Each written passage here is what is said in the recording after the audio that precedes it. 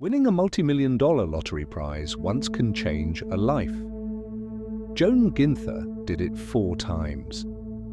Between 1993 and 2010, the quiet Texas-born woman collected approximately $20.4 million from 1 draw game jackpot and 3 scratch-off prizes. She also possessed advanced statistical training from Stanford. Was she simply the luckiest woman alive, or had she discovered that some lottery games were not as unpredictable as they appeared? Before this investigation ends, we will examine the overlooked clue that may explain her extraordinary winning streak without requiring fraud, secret algorithms, or impossible luck. The story begins in Bishop, a small community in southern Texas. This was not Las Vegas. There were no towering casinos, velvet ropes, or television cameras waiting outside. It was a farming town where a multi-million-dollar lottery winner would quickly become local history. Joan Ginther had grown up there before pursuing higher education. Reports described her as mathematically gifted and Stanford educated, with advanced expertise involving statistics. She later lived in Las Vegas but continued returning to Texas, where all 4 of her major prizes were purchased. She did not build a public personality around her education. She did not sell a gambling system. She did not become a motivational speaker promising to reveal the secret of wealth. Instead, Ginther remained intensely private. That silence eventually became part of the mystery. In 1993, Ginther purchased a Lotto Texas ticket. Unlike a scratch card, Lotto Texas required players to select or receive numbers and wait for a drawing. Her ticket shared an approximately $11 million jackpot, giving her a prize reported at about $5.4 million. That alone was extraordinary, but extraordinary lottery wins happen. Every jackpot eventually belongs to somebody. A person can beat overwhelming odds without possessing special knowledge because millions of tickets are purchased collectively. The prize also changed the conditions of every lottery decision she made afterward. Before 1993, buying thousands of tickets would have required significant personal wealth. After winning more than $5 million, she possessed the capital to play on a completely different scale. That difference would later become critical. When people hear that one person won 4 major prizes, they often multiply the advertised odds together. The result becomes a number so enormous that it appears to prove the wins could not have occurred naturally. But that calculation can be misleading. It treats each victory as though Ginther purchased only 1 ticket in each game. If she bought thousands or possibly tens of thousands, the probability changes dramatically. The number of attempts matters, the games matter, the amount wagered matters, the remaining unclaimed prizes matter, and scratch-off games work very differently from random number drawings. 1 ticket gives you 1 chance. 100,000 tickets give you 100,000 chances, though they can also create catastrophic losses. Journalistic analysis later suggested that Ginther and people associated with her may have purchased extremely large quantities of expensive scratch tickets. Records of numerous smaller claims were interpreted as evidence of a systematic, high-volume approach rather than 4 isolated purchases. This does not prove she knew which tickets would win. It changes the question. Instead of asking, how could one woman win 4 times, we must ask, how much did she risk to create those 4 victories? For 13 years after her first jackpot, Ginther did not claim another publicly celebrated multi-million-dollar prize. That gap matters. The popular version of her story often makes the 4 wins sound immediate, as though she entered 4 stores, purchased 4 tickets, and collected 4 fortunes. The real timeline stretched across 17 years. During that period, Ginther had time to study games, watch prize claims, build capital, and purchase tickets repeatedly. The world remembers the jackpots. It does not see the discarded tickets. In 2006, Ginther claimed a $2 million top prize from a Texas scratch-off game called Holiday Millionaire. The first win could still be described as a remarkable coincidence. A second major victory invited attention. But scratch-off games introduced a new form of analysis. The winning tickets were printed before players purchased them. The total number of top prizes was predetermined. As tickets were sold and prizes claimed, information about a game's remaining opportunities could sometimes become publicly available. A careful player could compare the tickets still believed to be in circulation, the top prizes not yet claimed, the ticket price, the game's overall payout percentage, and the number of smaller prizes available. This would not identify a specific winning ticket, but it could help a wealthy player decide which game offered more attractive remaining value. That distinction separates prediction from selection.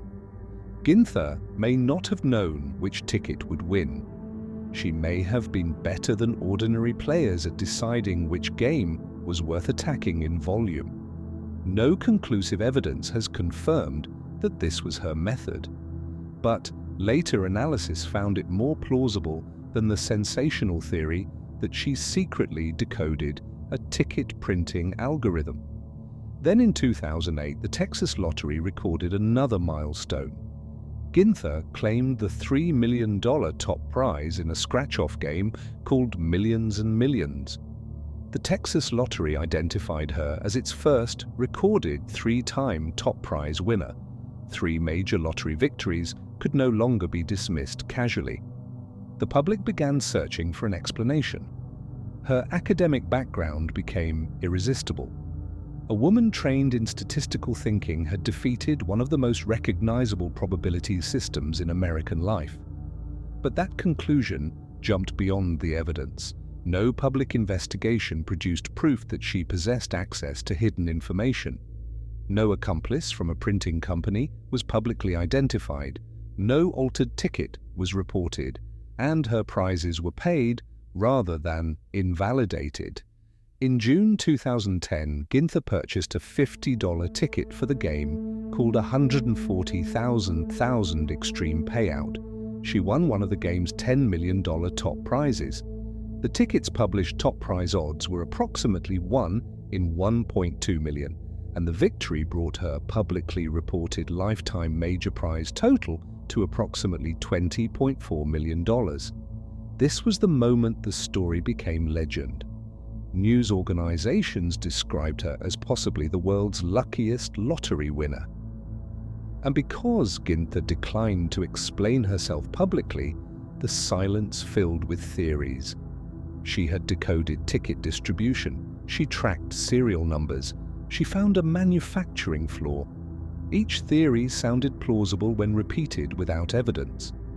None became established fact. The best supported public explanation combines 3 ingredients: capital, game selection, and volume. Ginther's first jackpot gave her millions. She could focus on high-priced games with relatively strong payout percentages. She could track public information concerning remaining prizes. She could buy huge quantities and reinvest smaller winnings. The Extreme Payout game carried a stated payout rate of 78%, which the Texas Lottery described as its highest instant game payout at that time. A 78% payout does not make the game profitable for an average player. It means the expected loss is smaller than in a lower return game. For a person purchasing tickets in massive volume, that difference can be significant. Investigative reporting based on claim records found this theory more consistent with the visible data than several claims involving retail conspiracies or secret ticket mapping. A later examination of Texas Lottery claim records found numerous additional scratch ticket prizes of at least $1,000 linked to her. One reconstruction suggested the activity could represent around 100,000 high-priced tickets. Ginther did not necessarily buy 4 tickets and win 4 fortunes. She appears to have played repeatedly and at industrial scale. The four major prizes totaled approximately $20.4 million before considering taxes and purchase costs, but we do not know her complete expenses. We do not possess every losing ticket.